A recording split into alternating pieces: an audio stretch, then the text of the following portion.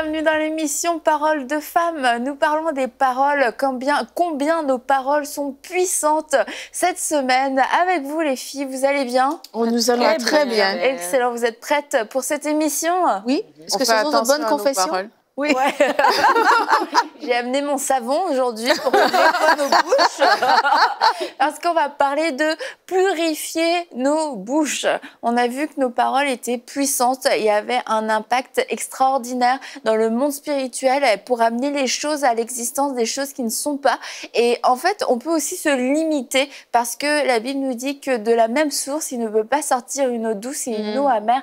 Et en fait, quelquefois, on se dit, mais moi, j'ai des paroles de foi, je confesse tout ce qu'il faut, etc., blablabla. Mais pourtant, on dirait que ça fonctionne pas. Et en fait, quelquefois, ça arrive que ça ne fonctionne pas parce que on anéantit la puissance de nos paroles à cause de toutes sortes d'autres paroles. Il y a un autre robinet qui s'est ouvert et qui a pris la puissance, en fait. Et Jacques nous en parle beaucoup, notamment de la médisance et de la jalousie. Du coup, plus personne ne peut parler. J'ai pas de savon, c'était une blague.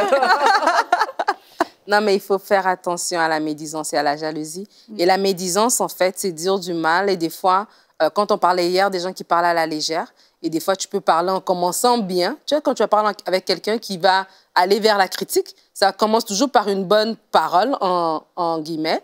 Et puis après, ça glisse dans autre chose. Et là, maintenant, tu te mets à mal parler de cette personne-là. Et c'est ça, comme tu dis, comme Jacques le dit, l'apôtre Jacques, on ne peut pas sortir de l'eau douce et de l'eau amère. Dans la même bouche, je ne peux pas aller dire « Seigneur, bénis-moi », mais la même bouche encore, dans la vie de tous les jours, maudit les autres. Et vraiment, beaucoup de gens seront surpris des blocages qu'ils ont, si on devrait ouvrir nos yeux dans le monde spirituel, des blocages qu'ils ont accumulés par les mauvaises paroles qu'ils disent. Il y a ce verset dans Malachie qui dit que vous couvrez mon autel de larmes.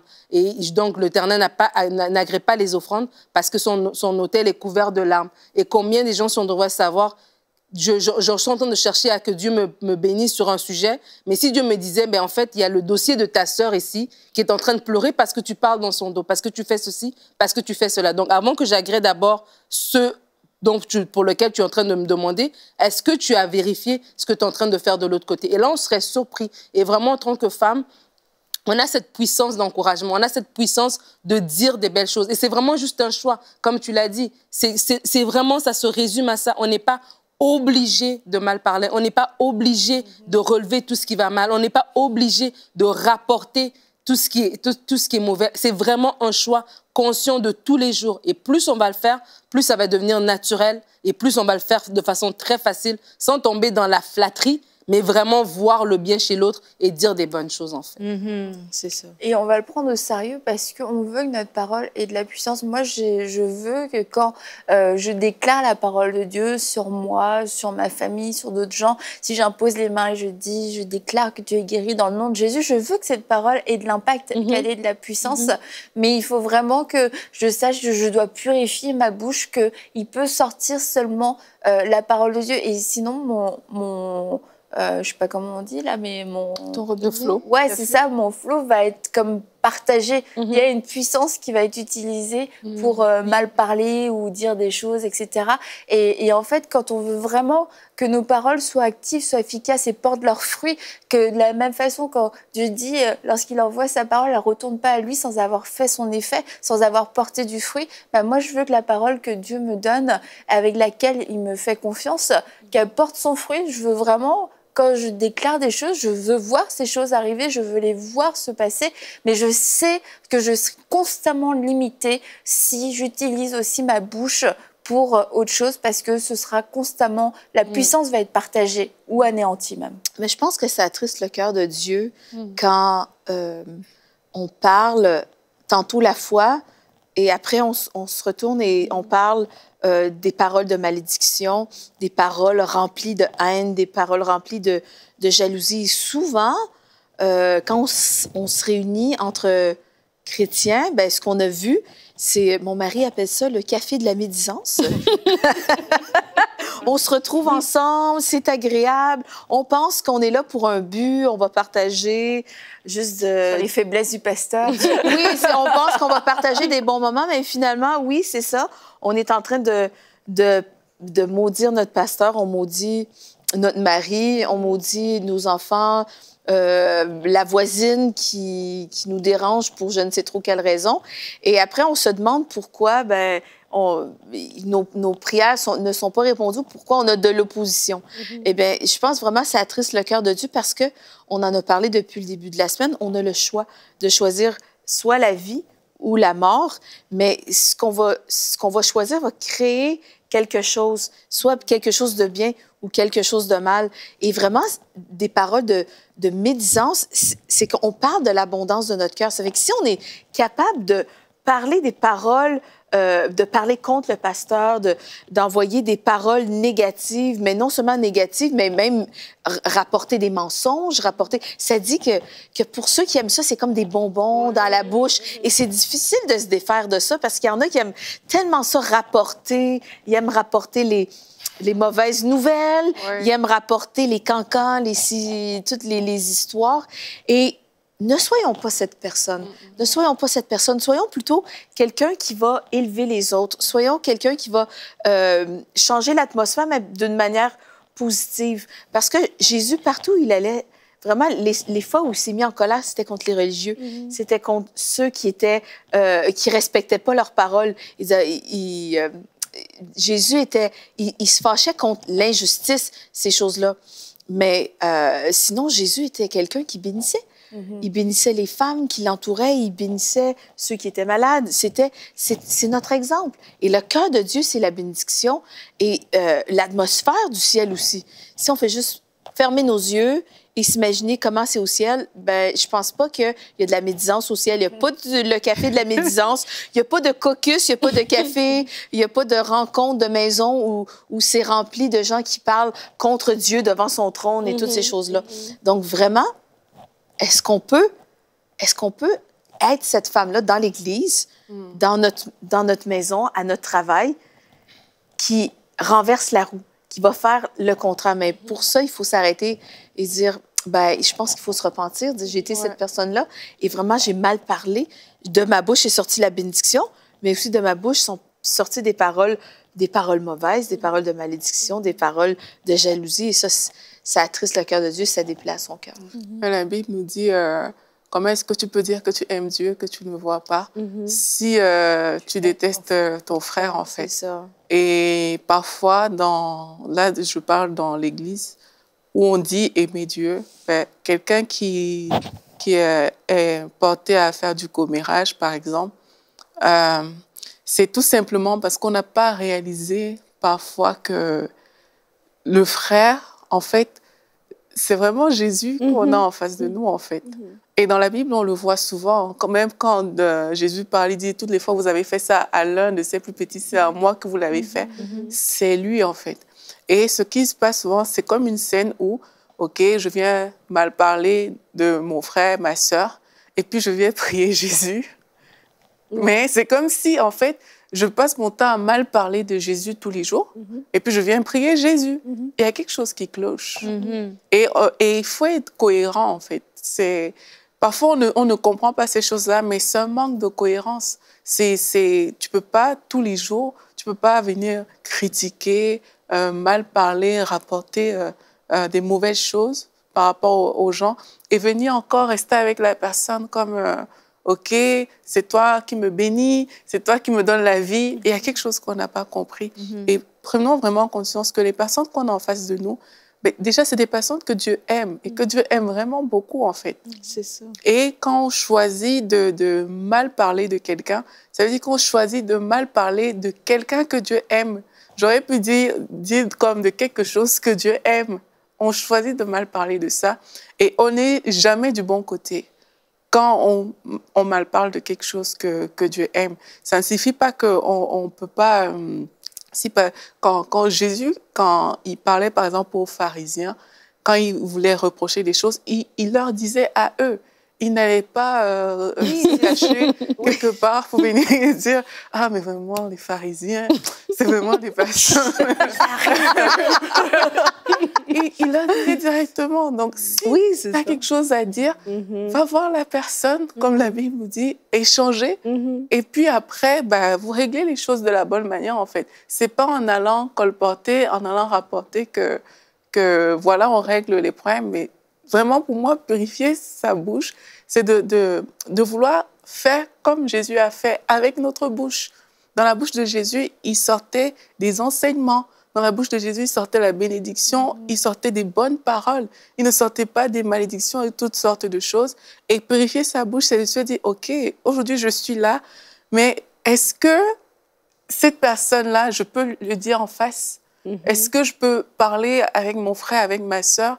Est-ce que ce qui sort de ma bouche ressemble à ce que Jésus aurait pu dire si il était là dans cette situation-là? Voilà. Et juste en pensant à ça, ça va changer notre façon même de voir les gens et de parler. Ça va vraiment changer. Ça va sanctifier notre bouche. C'est un bon point, ça, parce que souvent, on est chrétien, on dit qu'on est chrétien, mais on parle comme le monde et on dit des gros mots, on blasphème, on dit des choses vraiment qui sont impudiques ou des choses qui sont sales. Mais vraiment, Jésus est attristé par toutes ces choses-là. Il veut qu'on lave. Il faut que notre bouche soit lavée par l'eau de la parole. Et puis vraiment, juste de dire, ben, qu'est-ce que Jésus, qu'est-ce qu'il dirait, lui? Ça serait quoi qu'il dirait en ce moment? Est-ce que Jésus parlerait comme ça? Et je pense que c'est une bonne manière d'avoir le baromètre sur nos paroles. Oui, mais par rapport aux paroles obscènes, vulgaires, etc., la Bible me dit qu'il n'y ait parmi vous aucune parole de ce genre. Et c'est vrai que là aussi, on peut pas parler de crotte à tout va. Et en même temps, à parler des choses saintes, alors que la phrase d'avant t'a dit tout un tas de trucs, c'était des paroles de toilette, et après tu veux parler des choses saintes, c'est de se dire, bah oui, mais bon, c'est juste des paroles. Non, sanctifie ma bouche, c'est comme sanctifie mon corps, sanctifie tout mon être tout entier, corps, âme et esprit. Et c'est clair que Jésus n'était pas là en train d'insulter, même il parlait aux pharisiens, il restait poli avec eux. Il n'a pas dit de gros mots, il n'a pas été vulgaire, il n'a dit aucune vulgarité. Il a parlé la vérité de façon très franche, de façon à se faire comprendre, mais il n'a jamais basculé dans la vulgarité, dans les grossièretés, dans les insultes. Et c'est vrai que nous aussi, dans notre façon de parler, nous devons éradiquer ces façons de parler qui appartiennent à notre ancienne nature, qui appartiennent au vieil homme. C'est le vieil homme qui parlait comme ça. Notre nouvelle nature régénérée ne parle pas comme ça, parce que quand on est dans la prière, jamais on se met à dire des choses comme ça, même si on est péché ou quoi que ce soit. On ne parle pas comme ça. Et ça, c'est vraiment, je pense, un point important de veiller à avoir une pureté et un langage sanctifié, et pas seulement je parle que des bonnes choses, mais aussi dans la vie de tous les jours, quand je suis au volant de ma voiture, est-ce que ma bouche est sanctifiée? Ma bouche est sanctifiée. Oui, mais souvent, même au travail, je pense, si on aligne notre langage avec celui du monde, et puis après, ben, on leur parle de Jésus, puis on dit, ben, je t'invite à l'église. Là, les gens peuvent nous regarder et dire, ben, t'es pas un chrétien, toi? Donc, je pense que des fois, c'est ça, on essaye d'être trop conforme au siècle présent avec notre bouche, parce que c'est cool, parce que ça paraît bien, parce que je veux pas être rejetée ou avoir l'air de quelqu'un du dehors. Mais en fait, on ne fait pas partie du même royaume, donc on ne devrait pas parler comme le royaume des ténèbres, mais on devrait représenter le royaume de Dieu. Nous sommes des ambassadrices, nous sommes des ambassadeurs. Donc, comment ça parle un ambassadeur? Ben, ça parle avec honneur, ça parle avec intégrité, ça a de la classe. Ouais. Hein? Et la langue française est assez riche. Et la langue française... avec beaucoup de mots, sans avoir à dire de gros mots, même pour dire certaines choses.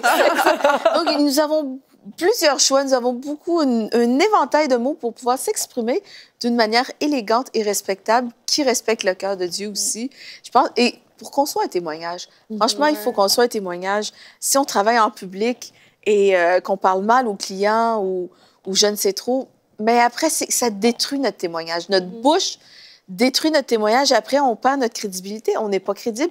On ne donne pas envie aux gens. On ne donne pas envie aux gens de recevoir Christ, de vivre pour Jésus. Parce que, ben, t'es pas différent de moi. Qu'est-ce que ça a changé? Toi, ton Jésus, tu parles comme moi, t'es comme moi. T'es pas différent. Pourquoi j'en aurais besoin? Donc, ça va au-delà de juste des mots. Souvent, on pense que c'est anodin. Les mots sont pas anodins. Les mots ont un poids vraiment éternel de gloire. Et puis, on est observé, hein. Les gens, Oui. Lève la main, Nadine. J'en ai déjà parlé, je vais faire vite. La parole de femme, c'est... Une fois, j'étais avec chez une fille et parfois, j'allais là-bas et il disait toujours des trucs vraiment qui n'étaient pas bons. Et puis moi, je disais jamais rien. J'étais comme... on sentait que j'étais pas à l'aise. Et une fois, j'ai répondu, juste une fois. Et c'est la fille qui m'a dit, mais tiens, d'habitude, quand on parle de nos affaires, toi, tu dis jamais rien. On voit que tu n'es pas à l'aise. Qu'est-ce qui se passe? Et ce jour-là, j'ai réalisé qu'on a un témoignage, comme Mathilde le disait, c'est que les gens, ils nous observent, même s'ils ne viennent pas vous faire des compliments comme ah oui, mais toi, on voit que tu parles toujours des bonnes choses et tout. C'est pas souvent ce genre de compliments qu'on reçoit. Généralement, les gens, ils disent rien. Mais le jour où vous allez dire la mauvaise chose, là, tout le monde va vous pointer du doigt pour dire « Ah, mais tiens, voilà la fille qui se dit chrétienne. » Moi, il y a longtemps que cela s'est passé, mais j'avais réalisé qu'on est non seulement observé, mais la façon dont on est fait en sorte que, et je dis par rapport à ce qu'on dit, hein, ce que tu dis fait en sorte, apporte des choses dans la vie des autres. Même si tu ne le sais pas, même si personne ne vient te dire « Ah, mais ce que tu as dit était très bien, ça a apporté quelque chose dans ma vie », ce qu'on dit a vraiment un pouvoir dans la vie des autres et il faut le réaliser et choisir justement de dire les bonnes choses. Nadine. Je suis bénie parce que tu dis. Non, ce que je voulais juste dire, c'est que Jésus dit, avant qu'il dise que c'est de l'abondance du cœur que la bouche parle, il dit ce qui souille, ce n'est pas ce qui rentre dans l'homme, mais ce qui sort de l'homme.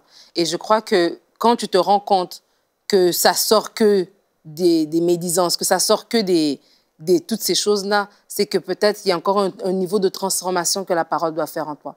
Parce que même nous-mêmes, il y a peut-être 5 ans, on disait des choses où quand on était ado, on avait la tendance à dire un juron ou des choses comme ça. Mais avec le temps, tu te rends compte qu'il y a des choses qui t'agressent en fait.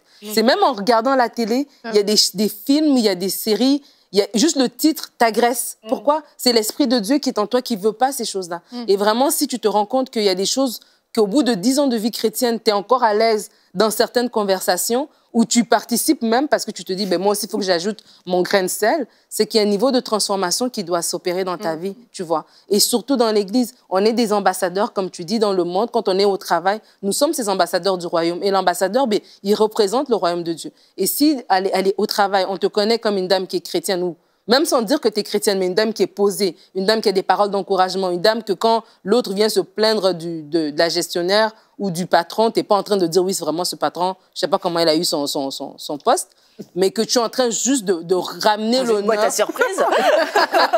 Tu vois? Mais tu es en train de ramener l'honneur. Tu dis « il a pris cette décision, mais il doit avoir d'autres informations qu'on ne sait pas ». Et quand ils te connaissent comme ça, crois-moi bien que ces personnes, quand viendra, qu'ils auront un souci, ils vont venir te voir parce qu'ils savent que tu es différent. Mais si quand il fallait colporter, tu étais avec eux dans le même sac, ben, ils ne vont pas se retourner vers toi, tu vois. Et ça, c'est important dans le travail séculier, dans la famille et dans l'Église. Vraiment, dans la Bible, on le voit de Myriam. Comment tu peux ramasser des trucs juste parce que tu as murmuré contre des leaders, contre des choses, des autorités. Tu te ramasses des choses dans ta vie, tu ne sais même pas d'où ça vient parce que tu as murmuré. Comme Aurélie a dit, tu ne comprends pas une décision. Si tu as une position pour le faire, va voir la personne, ou voir la personne, en tout cas, l'intermédiaire d'eux, mais va pas murmurer. Ça, c'est la pire des choses. Vraiment, non seulement de murmurer, mais de participer au murmure, de participer aux médisances. Et il y en a des gens qui sont là, qui ne disent « je n'ai rien dit », mais c'était dans ta maison que ça s'est dit. C'était chez toi. Si cette personne s'est sentie à l'aise de parler comme ça chez toi, c'est qu'il y a une ouverture que tu as donnée sans le vouloir. Et vraiment, il faut veiller à cela. C'est vrai, parce qu'il y a des gens qu'on ne peut pas dire des choses devant eux, justement. Parce qu'ils ont... on sait, quand on voit ces personnes, que, OK, je peux dire ça avec telle, je peux dire ça avec l'autre, mais avec cette personne, je ne peux pas rentrer dans ces sujets-là. Et il faut qu'on soit des gens comme ça. Parfois, on a peur d'être des gens comme ça parce que ce n'est pas cool, en fait. Mais il faut qu'on soit des gens comme ça. Les gens où on sait que, OK, mais quand Aurélie rentre là, non, ça, on ne peut pas parler de ça. On peut aller faire ça ailleurs, mais quand elle est là, on ne peut pas parler des mauvaises choses. Il faut qu'on soit ce type de personne. Amen. Et c'est un point qui amène quelquefois de l'incompréhension et quelquefois aussi de l'irritation chez certaines personnes, le fait de murmurer particulièrement contre des leaders, des serviteurs de Dieu, et que ça amène, ça ouvre une porte dans nos vies pour vivre tout un tas de choses. Et c'est une réalité, en fait. C'est une réalité. Lorsqu'on parle contre des serviteurs de Dieu, on ouvre une porte et on se met nous-mêmes en danger. Et on doit faire vraiment, on doit veiller à ce qu'on dit. Qu'est-ce que je dis de mon pasteur, mais qu'est-ce que je dis aussi de d'autres ministères. Ah, lui, j'aime pas trop ce qu'il fait. Ah, bah oui, mais lui, franchement, c'est n'importe quoi. Mais en fait, Dieu, ce sont des personnes qu'il a appelées. Peut-être qu'on n'aime pas la manière dont ils exercent leur ministère. Et il y a des choses qu'on a même du mal à comprendre dans la manière dont Dieu voit les choses, parce qu'il y a des choses, c'est tellement évident pour nous que c'est bizarre de faire ça, mais Dieu aime ses serviteurs. Dieu protège et défend les gens qu'il a appelés, et lorsqu'on se met, lorsqu'on se met à les critiquer, lorsqu'on se met à médire, à juger, Dieu n'est jamais avec nous Dieu n'est jamais avec nous. Et oui, pourquoi il est serviteur de Dieu ? Parce que Dieu aime ses serviteurs et Dieu défend ses serviteurs. Et c'est vraiment un point important, l'honneur. Est-ce qu'il y a de l'honneur dans notre cœur et de l'honneur qui va se manifester dans notre bouche? Et comme vous l'avez dit, il y a des choses, on sait qu'il y a des personnes, on peut juste pas parler de quelqu'un d'autre parce qu'on sait soit qu'on va se faire remettre à notre place assez sérieusement, que ça va être assez humiliant, ou on sait de toute façon qu'on n'aura pas de répondant. Et franchement, je vous encourage, si vous avez du mal avec cette vérité, à aller tout simplement auprès de Dieu, puis à lui demander peut-être de vous apporter une explication, ou tout simplement d'accepter, lui demander de vous aider, d'avoir cette grâce, d'accepter que Dieu aime les ministères et que vous soyez délivrés et que vous puissiez commencer à marcher dans l'honneur. Et ça me rappelle un prédicateur américain, il disait qu'il y a un autre prédicateur qu'il aimait, mais vraiment pas. À cause de son style, il le supportait pas. Il le supportait pas. Une fois, il rentre chez lui et il allume la télé, une télévision chrétienne, et il voit le prédicateur en question à la télé et il fait lui. Et là, le Seigneur lui parle, il dit, sais-tu que cet homme a été créé à mon image? Et là, ça l'a... C'est vrai, cet homme a été créé à ton image. Toi, tu l'as. Il s'est repenti de tout ce qu'il avait pu dire et il a commencé à bénir cet homme. Et ces deux prédicateurs, ces deux hommes de Dieu sont devenus des super amis par la suite, et c'est encore des amis aujourd'hui. Et parce que c'était une histoire de style, etc. Dieu aime ses serviteurs et vraiment, c'est bon que tu l'aies rappelé, Nadine, parce que c'est dangereux de jouer avec ça. C'est ça. Mais l'honneur, c'est vraiment quelque chose qu'on doit cultiver dans notre vie. Si ça ne fait pas partie de notre vie, en fait, l'honneur, c'est l'atmosphère du ciel, c'est l'atmosphère du royaume de Dieu. Et si nos bouches parlent constamment le déshonneur, eh bien, on va s'attirer des choses qui sont vraiment... qui sont malsaines. Il y a des conséquences au déshonneur aussi. Et on le voit, il y a multiples exemples dans la parole de Dieu. Mais vraiment, justement, l'honneur, ça crée... quand on marche dans l'honneur, en fait, puisque c'est l'atmosphère du ciel, eh bien, ça ouvre nos oreilles aux choses spirituelles, ça ouvre notre cœur à ce que Dieu nous parle. Et vraiment, si on peut avoir l'honneur dans notre bouche, ça va changer toute notre vie, ça va changer le parcours de notre existence. Ça a l'air peut-être extrême, ce que je dis, mais si je suis constamment dans le déshonneur, eh bien... je vais avoir les conséquences du déshonneur sur ma vie et je vais avoir l'impression d'être quelqu'un qui est maudit.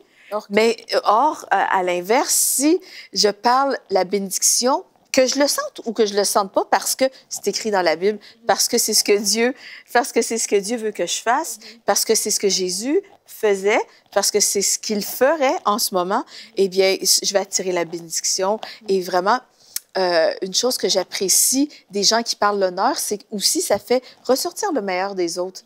Et mon mari, entre autres, c'est une personne qui parle toujours en bien des autres.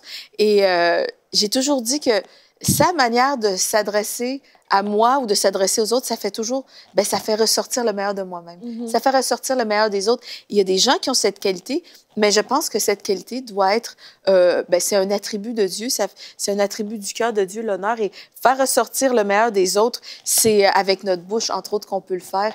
Et il faut devenir encore plus semblable à Jésus-Christ et vraiment, ça va passer par le renouvellement de l'intelligence et par notre bouche. Ouais, Ça fait rire. Ça va passer par notre bouche. Oui. Mais je pense aussi aux pays, aux gens comme les présidents des pays, l'administration et tout. Trop souvent, on ne sait pas mettre un frein sur notre bouche face à tout ça, la police, tout ça. Et on est porté à les critiquer, parfois à les insulter les présidents, il ne fait pas ci, il ne fait pas ça. Mais vraiment, à ce niveau-là aussi, Dieu nous demande d'honorer les autorités des pays dans lesquels on est. Et il faut savoir purifier notre bouche aussi à ce niveau-là. Et même quand notre bouche, quand on réalise qu'on a quelque chose à dire qui n'est pas bon sur quelqu'un, il faut prier pour cette personne. Parce qu'en priant pour quelqu'un, on ne peut pas dire du mal de cette personne. C'est vrai. Il faut prier pour cette personne. Pareil pour un pays, pareil pour tout, en fait. Dès qu'on réalise qu'il y a quelque chose qui cloche, il faut prier pour ça. Nadine, tu voulais ajouter? Oui, je voulais compris pour les personnes qui ont justement manqué d'honneur, qui se sont rendues compte que ils ont mal parlé des ministères juste parce qu'ils n'avaient pas compris.